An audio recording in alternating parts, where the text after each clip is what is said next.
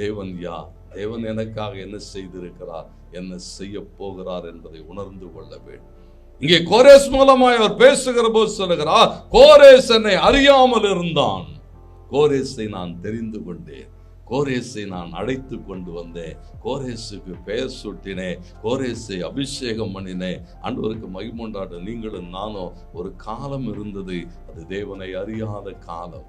எபேசியர் 2:12 சொல்லுகிறது, அக்காலத்திலே காணியாட்சிக்கு புறம்பானவர்களும் வாக்குத்தத்தத்துக்கு அந்நியர்களாகவும் தேவன் அற்றவர்களாகவும் நம்பிக்கை இல்லாதவர்களாகவும் உடன்படிக்கைக்கு அந்நியர்களாகவும். பாருங்க, தொடர்ந்து சொல்லுகிறேன், இப்படியெல்லாம் இருந்தோம். ஆனால் தேவனோ நம்மிலே அன்பு கூர்ந்த அவருடைய மிகுந்த ஐஸ்வர்யத்தினாலே அவருடைய பிள்ளைகளாய் சேஷ்ட புத்திரர்களாய் இன்றைக்கு உங்களையும் என்னையும் தெரிந்தெடுத்திருக்கிறார்.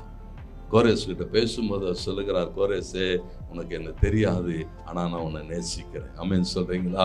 கோரேஸே உனக்கு என்ன தெரியாது, ஆனா நான் உன்னை அபிஷேகம் பண்ண விரும்புகிறேன். கோரேஸ் மூலமாய் ஒவ்வொன்றாய் பேசுகிற போது பாருங்க, அவனை ஆசீர்வதிக்கிற போது அவர் சொல்லுகிறார், ஜாதிகளை உனக்கு தருவேன், தேசங்கள், ஜாதிகள் என்று சொல்லுகிற போது தேசங்களை தருவேன் என்று சொன்னார்.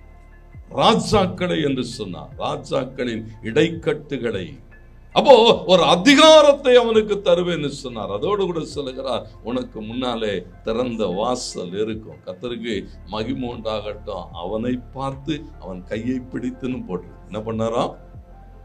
அந்த வசனங்கள் அப்படிதான் சொல்லுது, அவனை பார்த்து அவன் கையை பிடித்து. யோசிச்சு பாருங்களேன், நம்மளை பார்க்கறதுக்கு கூட விரும்பாத ஜனங்கள் மத்தியிலே நம்மை பார்க்கிற ஒரு தேவன் அவன் கையை பிடிச்சாராம். பயப்படாதே, நான் உனக்கு துணை நிற்கிறேன், பயப்படாதே, நான் கூட இருக்கிறேன், பயப்படாதே, நான் உன்னை நடத்துவேன். இன்றைக்கு ஆண்டவர் அப்படிதான் சொல்லுகிறார். ஒருவேளை உன் கரம் பிடித்த ஆட்கள் உனக்கு விரோதமாய் பேசலாம். கர்த்தர் சொல்லுகிறார், மகனே மகளே, நான் உன் கையை பிடிச்சிருக்கிறேன், ஒருபோதும் உன்னை விட மாட்டேன், ஒருபோதும் உன்னை கைவிட மாட்டேன். நான் ஒவ்வொரு நாளும் அவர் சொல்லுகிறார், அவனை பார்த்து அவனுடைய கையை பிடித்து அவனுக்கு முன்னே நடந்து போய், என்ன பிரச்சனை வந்தாலும் வரட்டும், நீ என் பின்னால வா, நான் பார்த்துக்கிறேன்னு சொன்னார். ஆமென் சொல்றீங்களா? கர்த்தர் உனக்கு முன்னாலே போவா. என்ன பிரச்சனை வந்தாலும் அவர் பார்த்து கொள்வார். எத்தனை சத்துரு வந்தாலும் அவர் எதிர்கொள்வார். உனக்காக அவர் என்ன செய்வாராம்? முகம் கொடுப்பார். உனக்காக அவர் களமாடுவார்.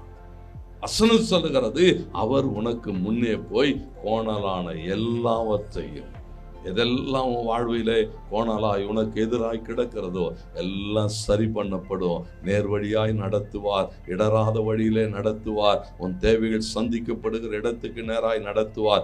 அதற்கு தடையாய் இருக்கிற வெண்கல கதவுகள் உடைப்பட்டு போகும், இருப்பு தாழ்பாடுகள் முறிக்கப்பட்டு போகும். அந்த காலத்திலே இருக்கிறவைகள் வெளிப்படும்படியாய் பூமியை பிளந்தெடுப்பார் என்று எழுதப்பட்டிருக்கிறது.